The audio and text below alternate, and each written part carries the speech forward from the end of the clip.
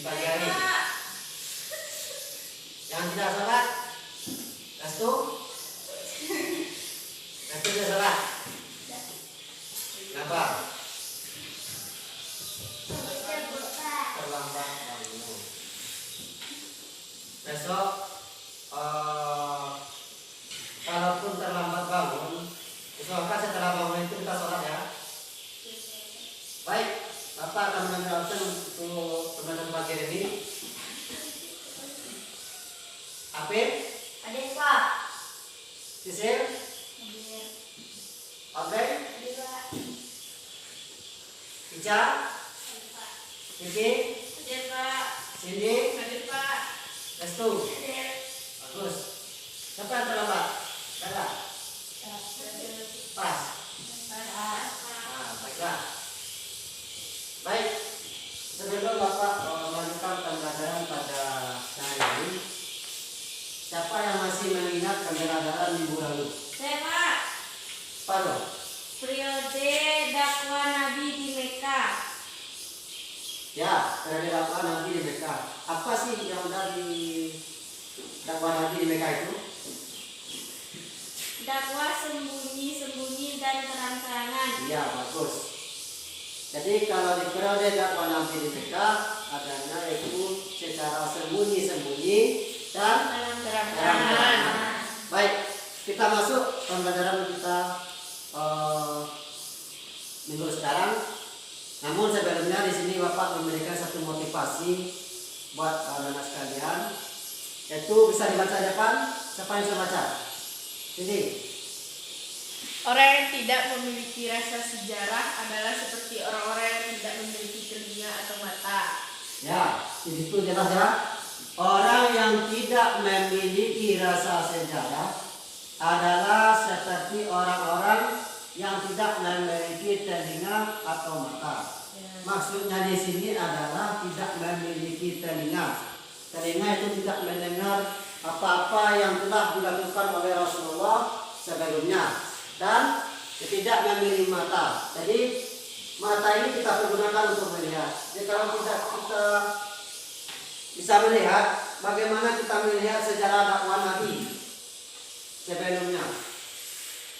Banyak yang bisa kita lihat dan bisa kita ambil dari sejarah dakwah Nabi tersebut. Baiklah, kita masuk kepada pembelajaran kita pada siang hari ini, pagi hari ini, yaitu dakwah Rasulullah Shallallahu Alaihi Wasallam di Madinah.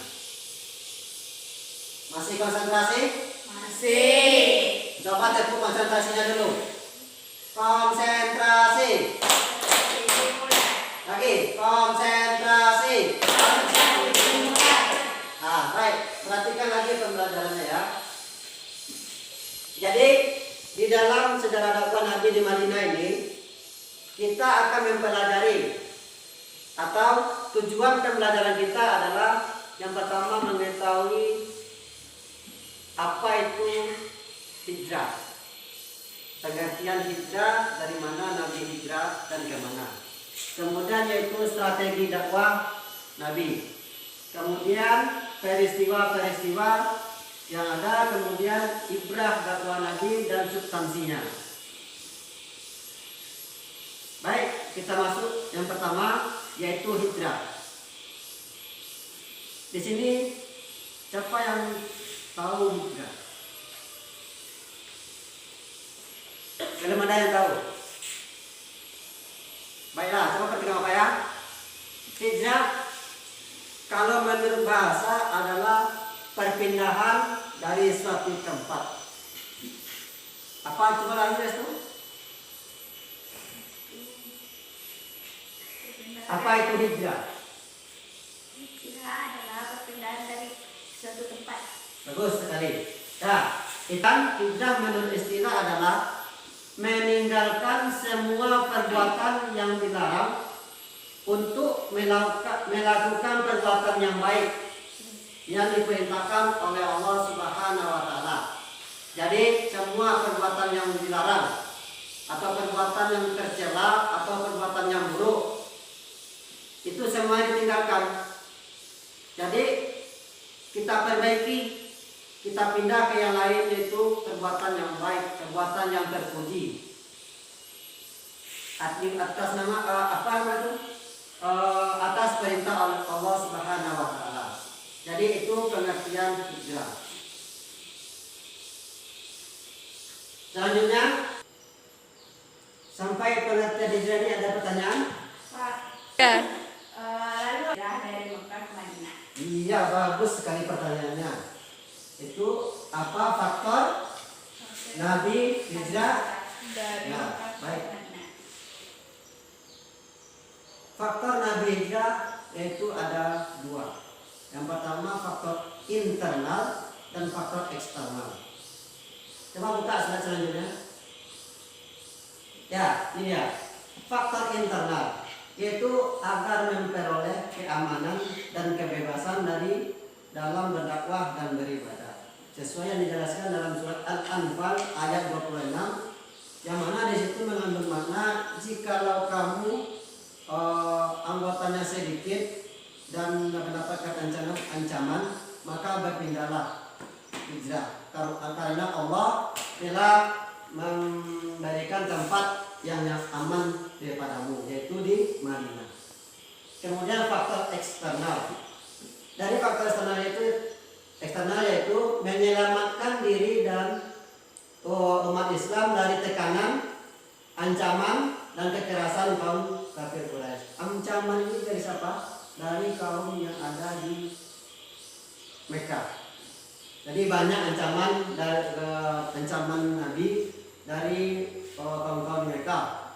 Contoh seperti pamannya Abu Jahal, Abu Lahab.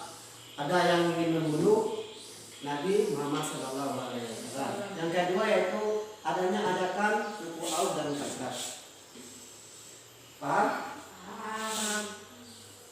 Baiklah, lanjut ke materi selanjutnya, yaitu strategi dakwah Nabi Muhammad SAW.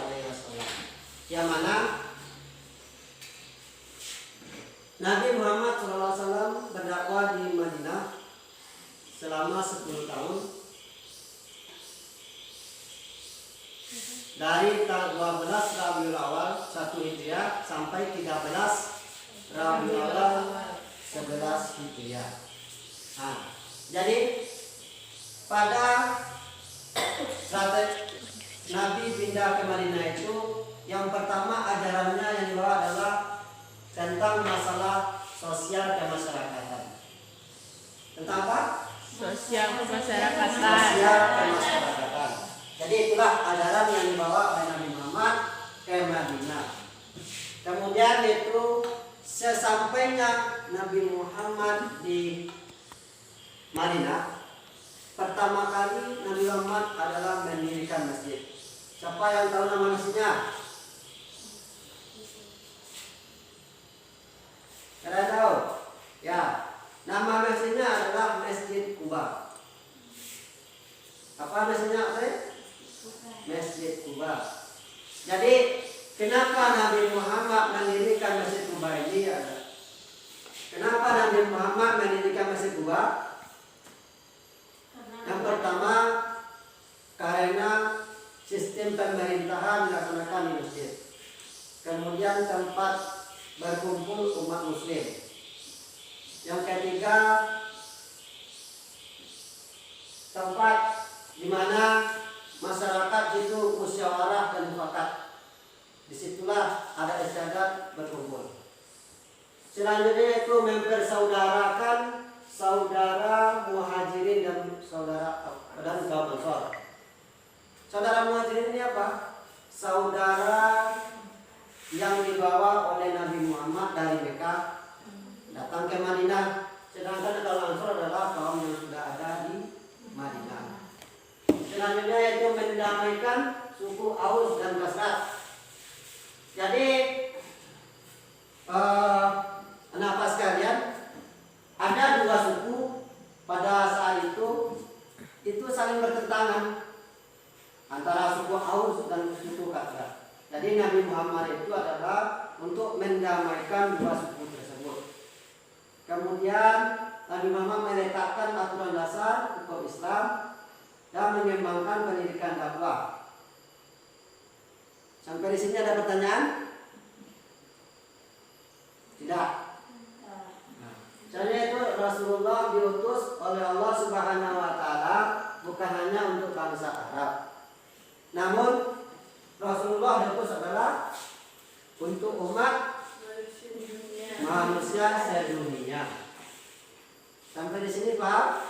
Paham. Baik. Tanya selanjutnya. Nah, setelah kita melengkaran, aturannya begini, aturan bermainnya begini. Ketika bilangan genap itu bernapas. Bilangan genap ya. 2, 4, 6, 8, 10. Ya. Kita beri contoh dulu. Yang pertama yaitu berhitung. Berhitung mulai. 1, Berhitung. 2, 3, 3, 4, 5. Ah. Itu untuk berhitung. Kemudian bernapas. Bernapas. Bernapas. Bernapas. Ah, itu bernapas.